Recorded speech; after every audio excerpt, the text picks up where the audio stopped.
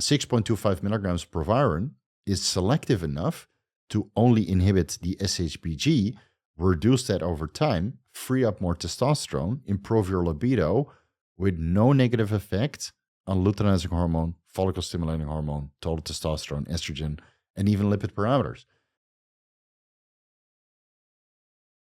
On the keto topic, Richard says he was on a keto diet for 3 years. He would cycle off periodically and experiment with targeted keto, but SHBG was always 90 to 113. Yeah. Got off keto, dropped significantly, but still floats around 60, 70.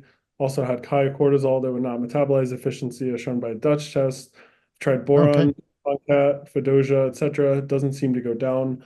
Honestly, felt my best on keto aside from the free test being crashed. Any advice on the SHBG? I'm going to assume he is not on any exogenous hormone replacement. Yeah. So this is a known side effect of the ketogenic diet and the carnivore diet, that SHBG levels just go sky high. And it's the same with fasting. If you fast drug-free, your SHBG might be 130. So there's something about restricting calories and something about reducing carbohydrates that really sends your SHBG levels high. And you can take 12 milligrams of boron and it doesn't come down. It doesn't come down. You know, there are some compounds out there like metformin, for example, which is known to increase SHBG levels to a certain extent. And if you take metformin on a ketogenic diet, it might be even higher. And then if you want to suppress it, you take the metformin out and you take boron, it might not come down. So what I see in most cases of, otherwise drug-free people with high SHBG levels, and you tried all of the over-the-counter supplements already, in this context, you can actually try a low-dose Proviron, 6.25 milligrams once per day, check your blood work parameters of your SHBG, your LH, your FSH, your total testosterone, estradiol, your lipid parameters, because those might all be affected. But in a lot of cases, 6.25 milligrams of Proviron is selective enough to only inhibit the SHBG, reduce that over time, free up more testosterone, improve your libido with no negative effect on luteinizing hormone, follicle stimulating hormone, total testosterone, estrogen, and even lipid parameters. Like I think the Proviron has, I might be misquoting it, but I think it's like 600% affinity for the SHBG compared to dihydrotestosterone, where all other steroids have a lower affinity for the SHBG. I just made a video about it, but I remember these numbers that I quoted, but I don't remember the affinity. It's significantly higher than anything else.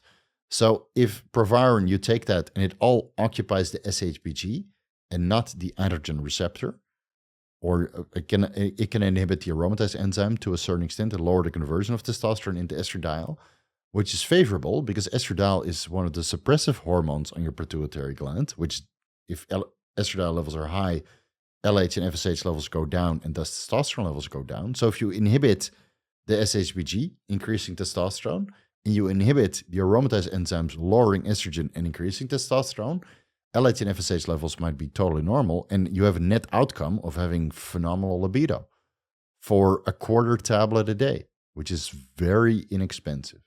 Again, blood work before and after, because you are taking an anabolic androgenic steroid exogenously, and not everybody will respond to this protocol favorably, but I've seen it work more often than not. With that, I'd be curious, seeing lab work from ketogenic individuals, sometimes you see, even though their fasting insulin is very much within an optimal range, their A1C sort of creeps up into that pre-diabetic territory. Do you think that that's indicative of anything pathological underlying, or is that just more so noise than signal? It could be like glucose homeostasis is regulated by multiple things. So estradiol contributes to glucose homeostasis, micronutrients contribute to glucose homeostasis. And if you follow a ketogenic diet and you're missing essential nutrients, which help with insulin sensitivity, magnesium and vitamin D3 being some of them, then yes, your hemoglobin A1C might go up because serum glucose levels go up because it's not being absorbed by skeletal muscle. And again, if you do a ketogenic diet, doesn't mean that lowering your carbohydrate intake is automatically going to improve your metabolic parameters. Activity still, contributes.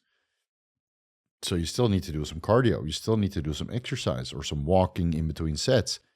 And if you then still see that your glucose levels go up, your hemoglobin A1C levels goes up, maybe you get a lot of gluconeogenesis. Like the liver converts protein, especially whey protein, into glucose. So whey protein, BCAAs, essential amino acids, are inherently insulinotropic because leucine and isoleucine convert into glucose the most, and thus have a little bit of insulin release. And if that happens chronically, you're eating like 400 grams of carbs and no vegetables, right? Because this is one of the faults of the carnivore diet. You're eating 400 grams, sorry, not carbs, protein. You're eating 400 grams of protein and no vegetables, so slow the digestion. You're metabolizing some of this protein into glucose, and now your glucose levels goes up, and you have poor glucose homeostasis, increasing your hemoglobin A1C. And the saturated fat in the animal meat sources is ruining your insulin sensitivity. Then serum glucose levels will be elevated, and you might even give yourself non-alcoholic fatty liver disease, even though there's no scientific evidence to back that up. I have seen carnivore guys with non-alcoholic fatty liver disease. Yeah, not naming any names, but it's pretty bad. Awesome. Well, where can people find you? It's very easy. You type in Vigorous Steve on YouTube, and you find my channel. And it's the same for Instagram, Vigorous Steve there, vigorsteve.com. If you go on Google. And I even have a TikTok, but I believe that that's not around much longer. So if you want to follow me on TikTok while it's still around, Vigor Steve there as well. And I have a discount code with Merrick Health, merrickhealth.com/vigorous. I have 2 lab panels, an extensive one, which if you do that, you qualify for hormone replacement therapy under doctor supervision, and a budget one in case you just want to check some health parameters which are generally off when you take performance-enhancing drugs. That one is significantly cheaper, but you'll get 10% off using the code Vigorous at checkout. Thanks so much, dude. It was a lot of fun. Yeah, likewise. Thank you so much for your time. For everyone who still has questions, please reach out to our team. We have a whole network of partner providers that would be happy to meet with you, answer any questions you have. And then I saw a lot of questions lastly about where they can see the slides. So I'm pretty sure, Steve, you're going to be putting this up on your YouTube here pretty soon. So I got all the citations here, right? And I'll add a few more. What I'll do is I'll combine all of the slides and the high quality recording, and then I'll drop that on my YouTube channel sometime next week. I'll put all the citations down below in case you want to do additional research. And then, if you watch that video, just ask me some specific questions on the Vigorous Q&A, which is always on Saturday. So I'll do that tomorrow around this time. And then once the video dropped and you have additional questions, just join in Saturday. It's, this time I'll be live, and then you have 2.5 hours to get your questions in. But there's a lot of people and a lot of super chats. So, be ready for some herd mentality. It's a lot. Yeah, but I'll do my best to answer your questions regardless.